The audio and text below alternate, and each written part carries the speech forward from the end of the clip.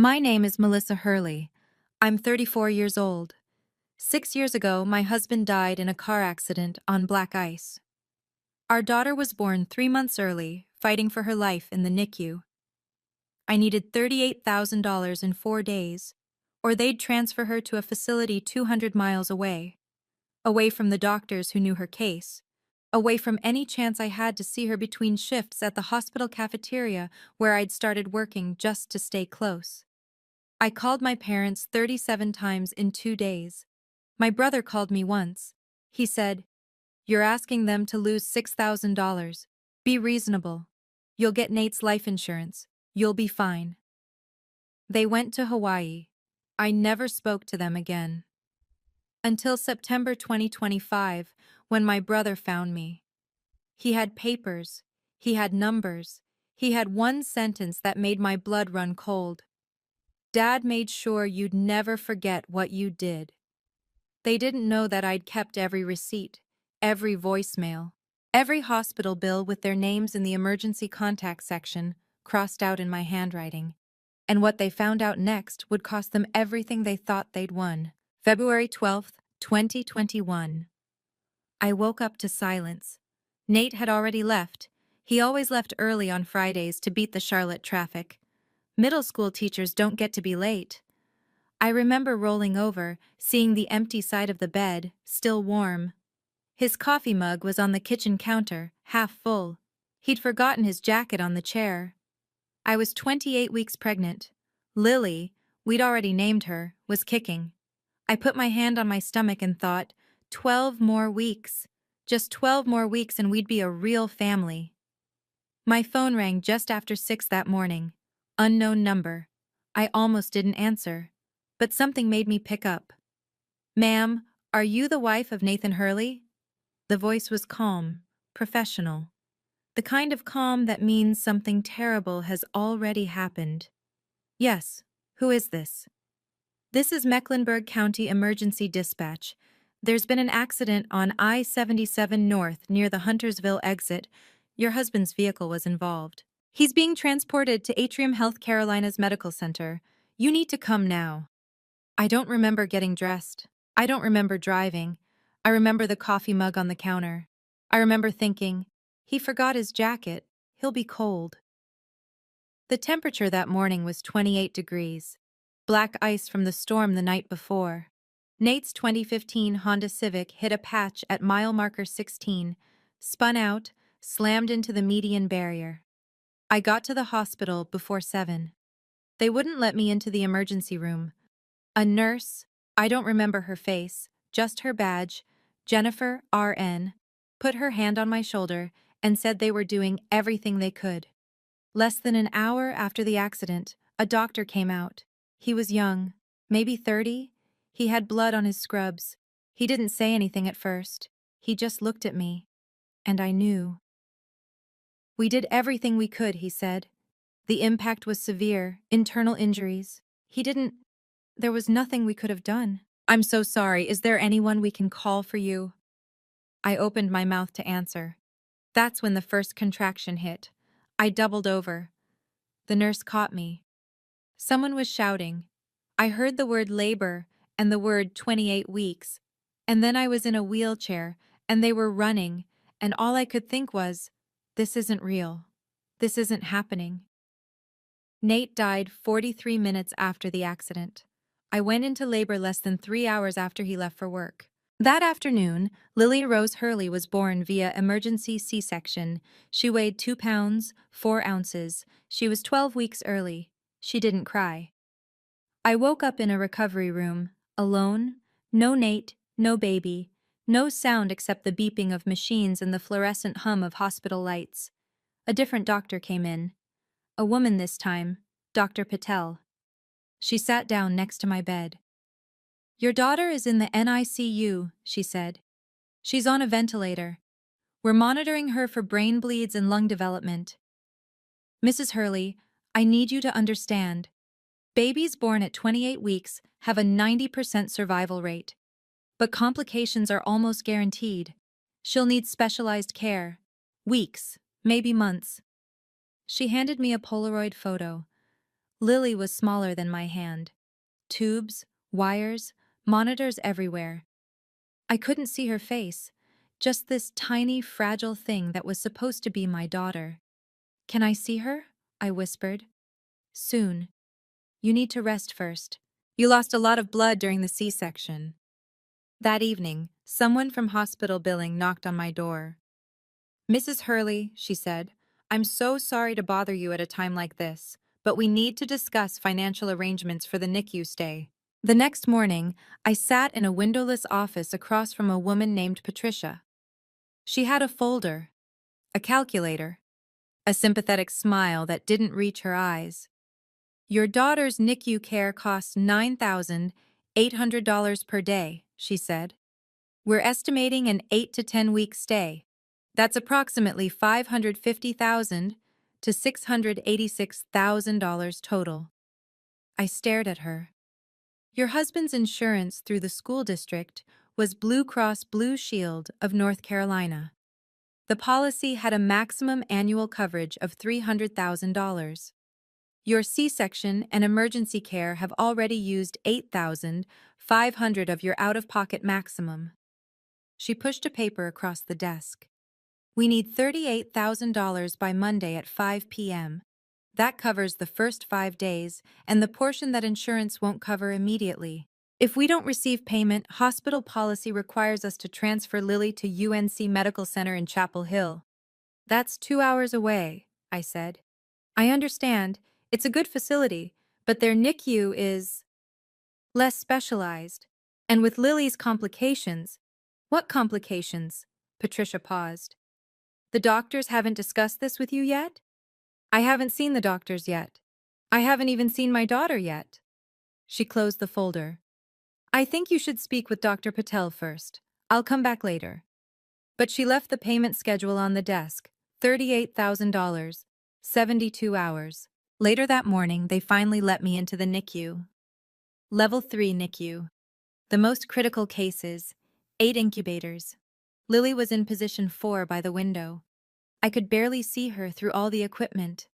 The ventilator, the feeding tube, the IV lines, the monitors tracking her heart rate, oxygen levels, brain activity. A nurse, Andrea, according to her badge, showed me how to touch her through the porthole openings. "Just be gentle," she said. "Her skin is very fragile at this stage. Talk to her. She knows your voice." I put my finger in Lily's palm. She grabbed it. It was just a reflex. Babies do that. I know that now.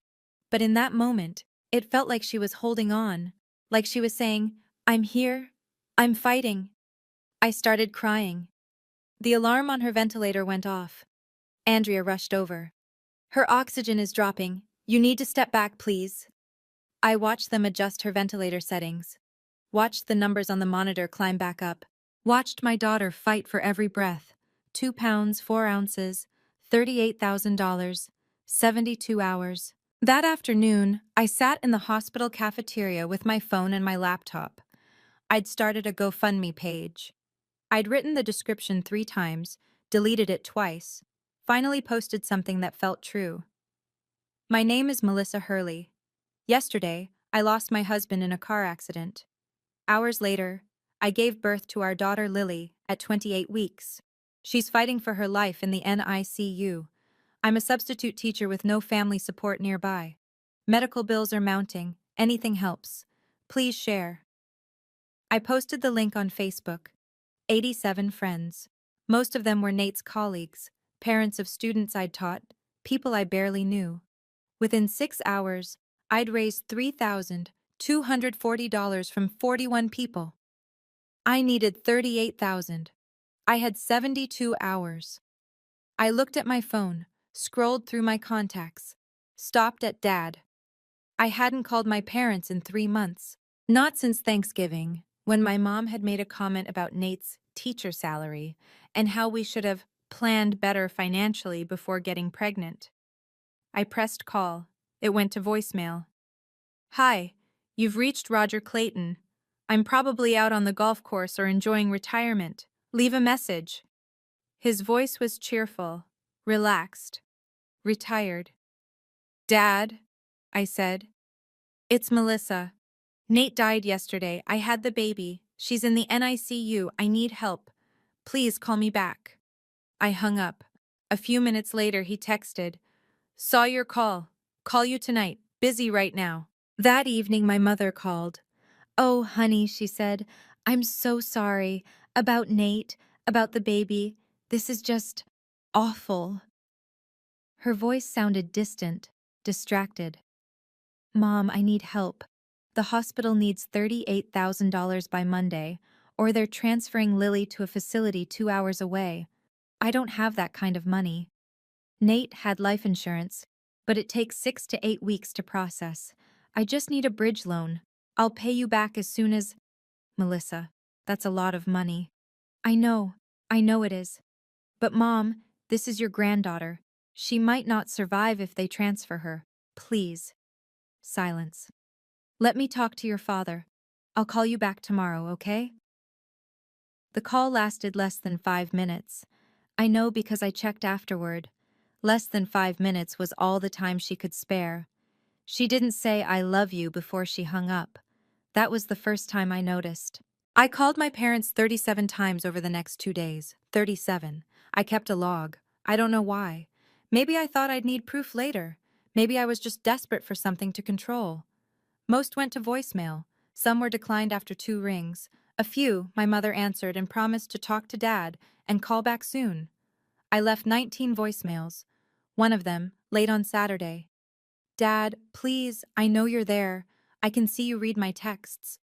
I'm not asking for a gift. I'll sign a promissory note. I'll give you collateral. Lily's oxygen levels dropped today. They said if she doesn't stabilize, she'll need surgery. Just, please pick up. I was calling from the hospital cafeteria. I'd started working part-time that morning. They offered me a position restocking supplies, minimum wage, but it came with a 20% discount on meals. I needed to stay close to Lily. I needed to do something. Mid-morning on Sunday, my brother called. I almost didn't recognize Brendan's number. We hadn't spoken since Christmas. Mel, he said, I heard about Nate. I'm sorry. Thank you. But I need to be straight with you. Mom and Dad can't just pull $30,000 out of thin air. They're living on pension and Social Security. You're asking them to liquidate investments, pay early withdrawal penalties. Brendan, my daughter might die.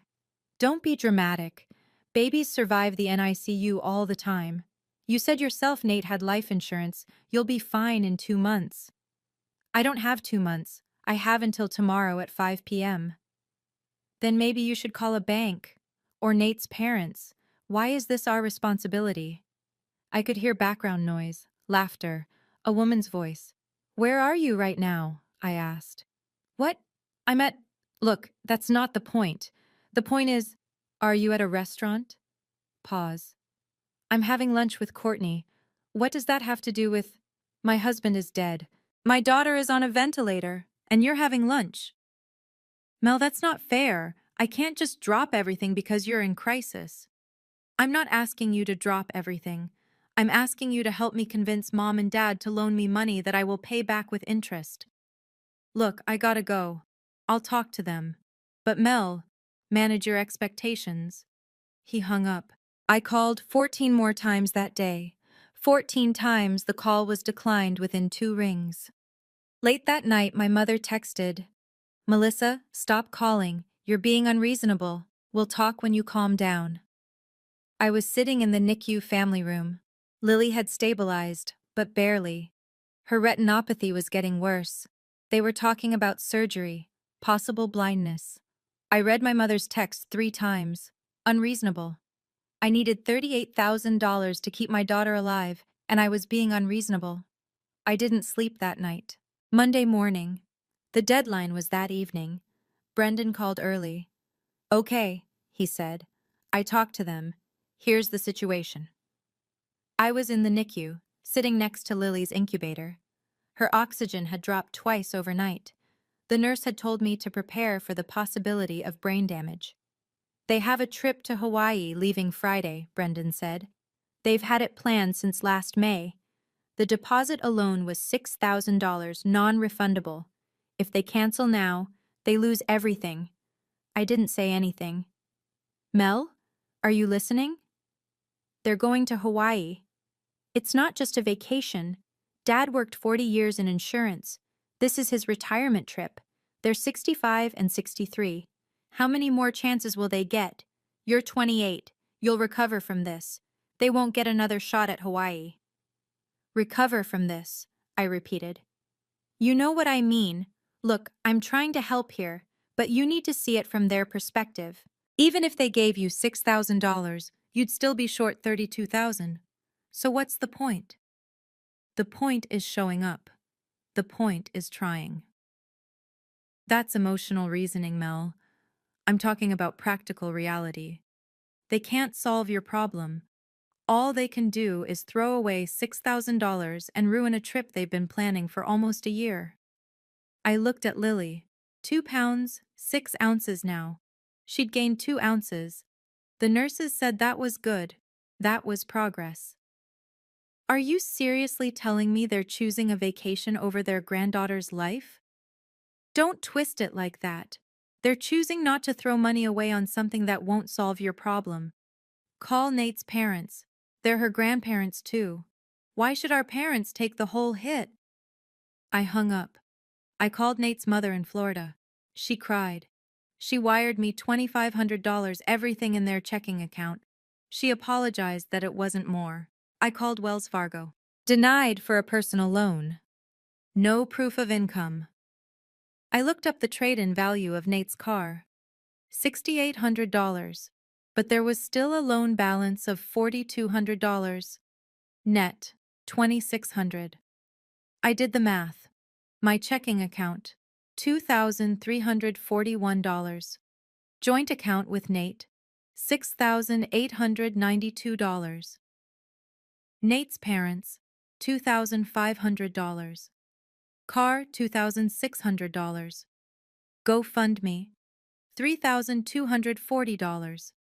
Total, $17,573. I needed $38,000. I was short $20,427. It was early afternoon. I had hours left until the deadline. I called my mother one last time. She answered on the third ring. Melissa, honey, I feel terrible, I do. But your father and we can't keep bailing you out. Bailing me out? When have you ever bailed me out? You know what I mean. We gave you $5,000 for your wedding. That was 7 years ago, and you gave Brendan $40,000 for his down payment on the condo. That was different. Brendan is financially stable. He paid us back. I'll pay you back, with interest. We don't have that kind of liquidity right now. And frankly, Melissa, your tone is very off-putting. This is why your brother suggested we take some space. I could hear something in the background. A zipper. She was packing. You're packing for Hawaii right now, while we're on the phone. Melissa, my daughter is on a ventilator, my husband is dead, and you're packing for vacation. We'll check in when we're back from Hawaii, okay? Try to calm down. Everything will work out. She hung up.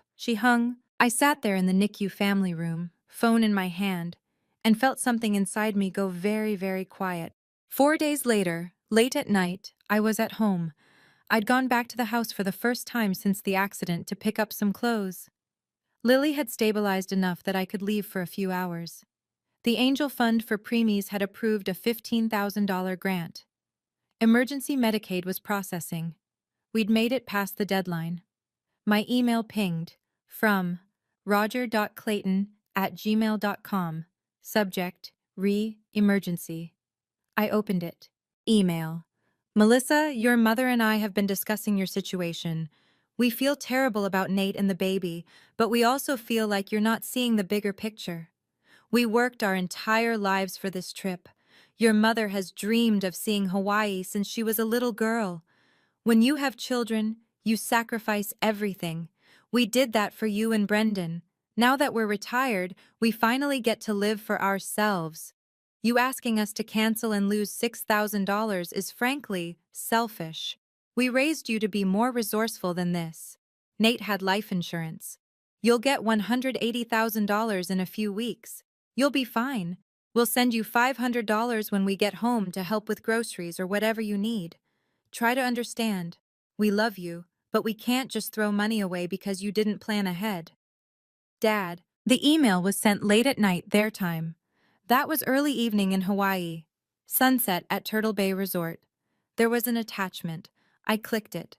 It was a photo, my parents at the pool, my mother in a flowered dress, a Mai Tai in her hand, my father with his arm around her, wearing a Hawaiian shirt, smiling at the camera.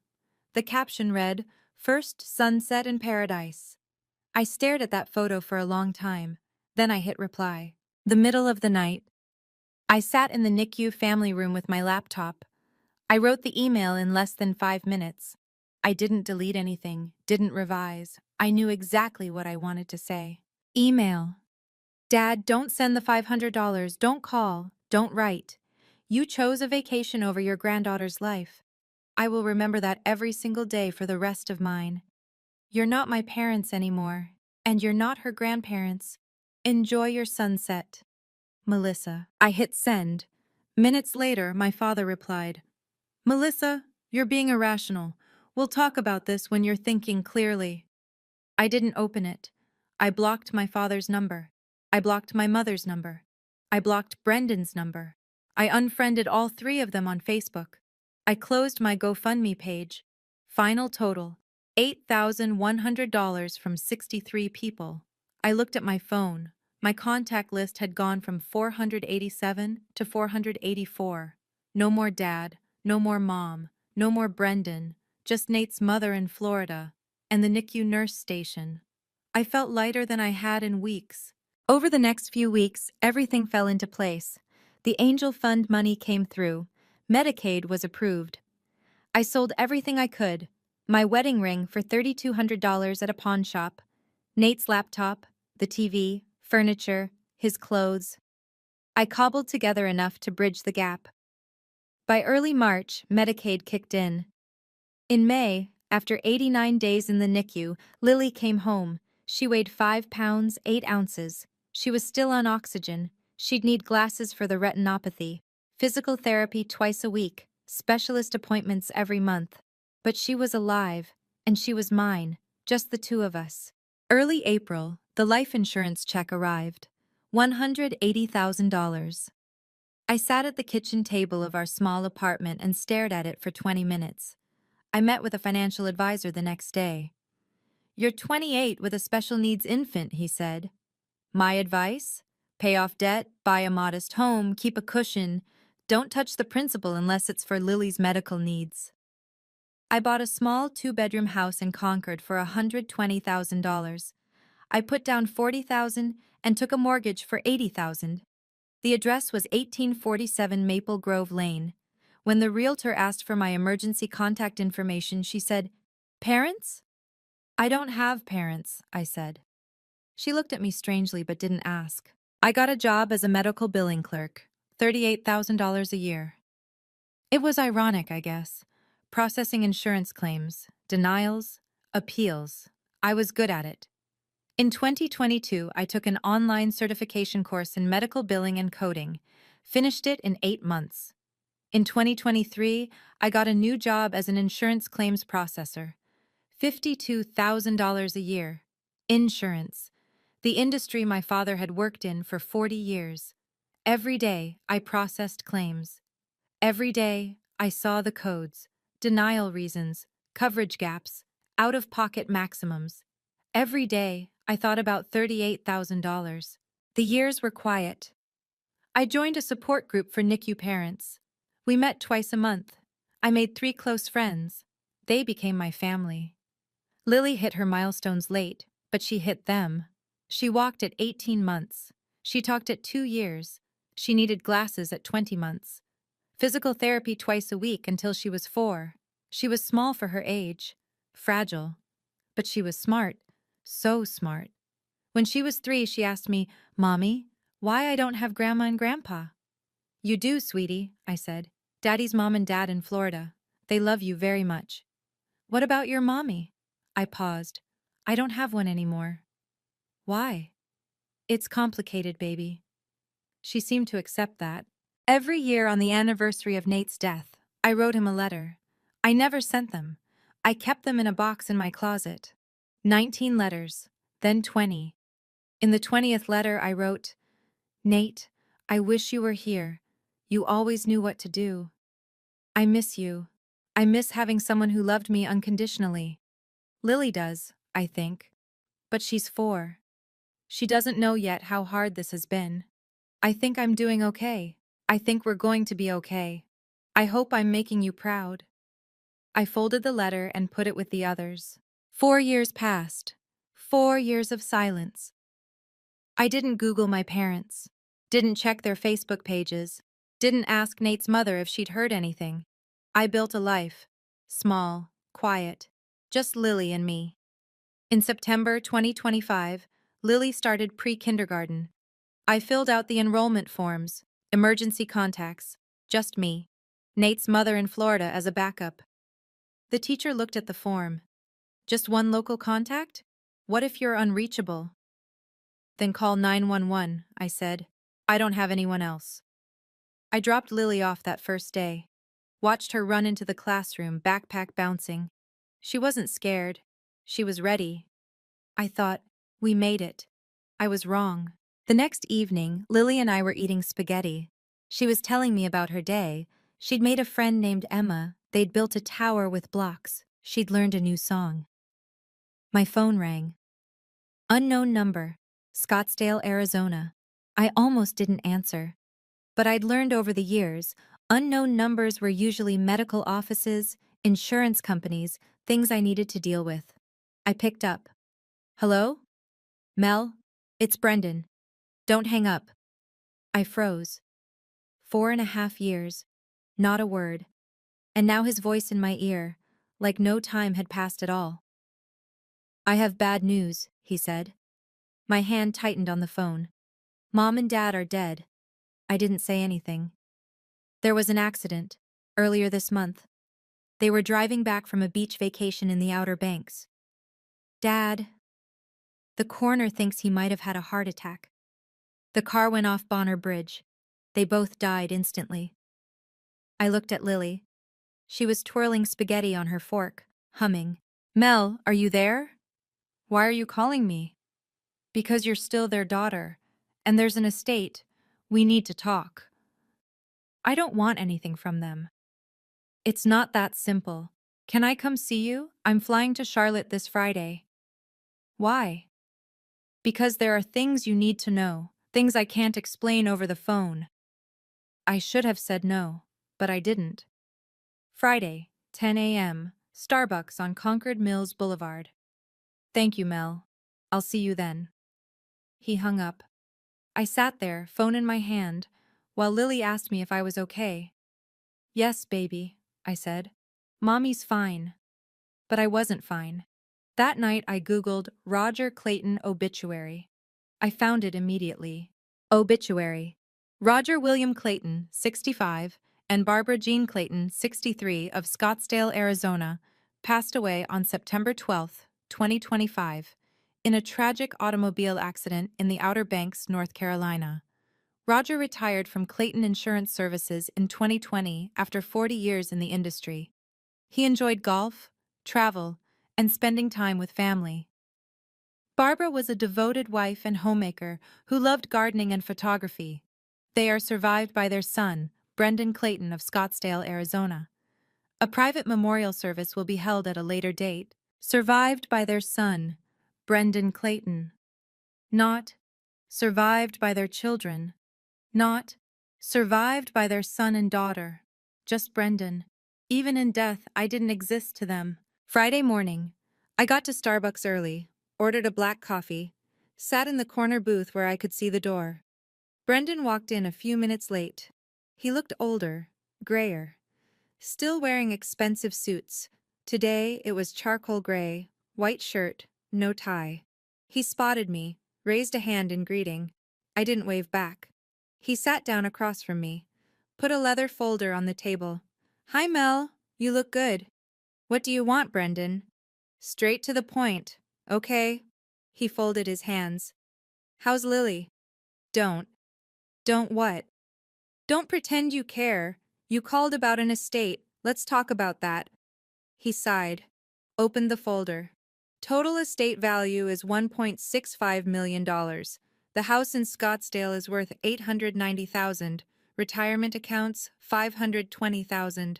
Investment portfolio, $185,000. Savings, $55,000. He pushed a paper across the table. Estate summary. There's no will on file. Under North Carolina intestate succession law, the estate splits 50-50 between surviving children. You're entitled to $825,000. I stared at the number. $825,000. I don't want it. Don't be stupid. That's a life-changing amount of money. I don't want their money. Mel, come on. You have a daughter. Think about Lily. College fund, medical expenses. We're fine. You work as a claims processor making, what, $52,000 a year? You're not fine. You're surviving. We're fine, I repeated. He looked at me for a long moment. Why do you care if I take the money or not? I asked. If I refuse, you get it all. Because it's complicated. Complicated how? He flipped several pages into the folder. It was a will. Last will and testament of Roger William Clayton and Barbara Jean Clayton. Dated July 15th, 2021. Notarized. Signed. I read it. Article 4, Section 2. We leave our entire estate to our son, Brendan William Clayton. Our daughter, Melissa Ann Hurley, is hereby excluded from any inheritance due to estrangement initiated by daughter's unreasonable demands and subsequent refusal of reconciliation. I read it again. Estrangement initiated by daughter. Unreasonable demands. So why am I here? I said. If this exists, you get everything anyway. Because this will was never filed with their attorney's office. I found it in Dad's home safe after the accident. Legally, if I don't submit it to probate, it doesn't exist. Why wouldn't you submit it? He paused. Because I'm not sure it's right. I laughed. I couldn't help it. You're not sure it's right? You told me in 2021 that I was being unreasonable. You told me to manage my expectations. You told me they were right to go to Hawaii. And now you're not sure? I was wrong, okay? I was trying to keep the peace. I didn't realize... You didn't realize what? That my daughter almost died? I didn't realize how bad it was. I told you she was on a ventilator. I told you I needed $38,000, or they'd transfer her. What part of that wasn't clear? He didn't answer. Why are you really here, Brendan? He turned to another section of the folder. It was an insurance policy. Prudential Life Insurance. Policy number 84733092156. Death benefit. $500,000. Insured, Barbara Jean Clayton. Beneficiary, Brendan William Clayton. 100%. Policy effective date, April 18, 2021. I stared at the date. That's one day after I received Nate's life insurance check, I said. Is it? You know it is. I flipped back to the application notes. There was a section, Reason for Purchase. It read, Protecting family legacy for financially responsible heir. Daughter estranged due to unreasonable demands. Son stable, trustworthy. I felt something cold settle in my chest. He bought this policy the day after I got Nate's money, I said slowly. He was watching me. He knew exactly when I got that check, and he made sure I'd never see a dime of theirs. Brendan didn't say anything. You already got the payout, didn't you? Yes. $503,400 with interest. So you have $1.5 million from the insurance, and you want another $825,000 from the estate. Mel, and you want me to sign a waiver giving up my legal claim so you don't have to fight me in court. He pushed another paper across the table. Waiver of inheritance rights. Here's what I'm proposing, he said. You sign this. You give up your claim to the estate. I keep the insurance money, which, let's be honest, Dad bought specifically for me. You walk away with nothing, but you also walk away clean. No fight, no publicity. No one needs to know what happened in 2021. I looked at him. You're threatening me. I'm offering you a clean exit, because if you don't sign, I'll submit the will to probate. And I'll make sure everyone knows the full story. That you cut off your dying parents. They weren't dying. They were on vacation. Over a trip they'd planned for a year. That you refused every attempt at reconciliation. That they tried to send you money and you told them to keep it. You'll look like the villain, Mel. And Lily will grow up knowing her mom chose pride over family. I stood up. I need to think about this. Take your time. But I need an answer by next week. The estate can't stay in limbo forever. I walked out of Starbucks without looking back. I didn't sleep for days. I read the waiver over and over. I almost signed it multiple times. $825,000. I could pay off my mortgage. $68,000 remaining. Lily's college fund, $200,000. Medical reserve, $150,000. Emergency fund, $100,000. Retirement at 45, $307,000. I wrote it all out. A list. This is what that money could do. Then I tore up the list and threw it in the trash. A few days later, I called a probate attorney. Free 30-minute consultation. I told him everything. Here's the thing, he said. If the will exists but wasn't filed, it's legally irrelevant. Without it, you're entitled to 50% under intestate succession. If he submits it now, you can challenge it on grounds of undue influence, lack of mental capacity, or improper execution. Could I win? Possibly, but estate litigation is expensive. $50,000 to $150,000 easily. It could take 2 to 3 years. And even if you win, the emotional toll. What if I just walk away? Then he gets everything, and you get peace. The question is, what do you value more? I looked at the photo of Lily on my desk, 4.5 years old, smiling. She didn't know anything about my parents. She didn't know about Hawaii or the NICU or the 41 calls. If I fight, I said, what are my odds? 60-40 in your favor. But Mel, sometimes winning isn't worth what you lose along the way. That night, I wrote my 21st letter to Nate. Nate, I wish you were here. You always knew what to do. You'd tell me to take the money for Lily. You'd say pride doesn't pay for college. But I keep thinking about that email from Hawaii. The one where Dad said I was selfish, where he called me unreasonable. If I take this money, am I proving him right? Am I just like them, choosing money over principle? Or am I being stupid, throwing away Lily's future because I'm too stubborn to forgive? I don't know anymore. I miss you. M. I didn't send it. I put it in the box with the others. A few days later, I called Brendan. I want to meet again. Same place. Does that mean you've decided? Yes. I could hear the relief in his voice. Okay, I'll be there in 20 minutes. He arrived with the waiver, a pen, a notary stamp. He'd thought of everything. So, he said, what's your answer? I talked to a lawyer. And? And he said I have a 60% chance of winning if I contest the will. His face changed. Mel, don't do this. It'll cost you a fortune. I don't care. You're being irrational, just like you were in 2021. No. In 2021, I was desperate. Now I'm just done. I pushed the waiver back across the table. Unsigned. I'm filing a formal contest tomorrow. I'll argue that Dad's will was made under undue influence, your influence, that he was grieving the loss of me, and you convinced him to cut me out completely. That's bullshit.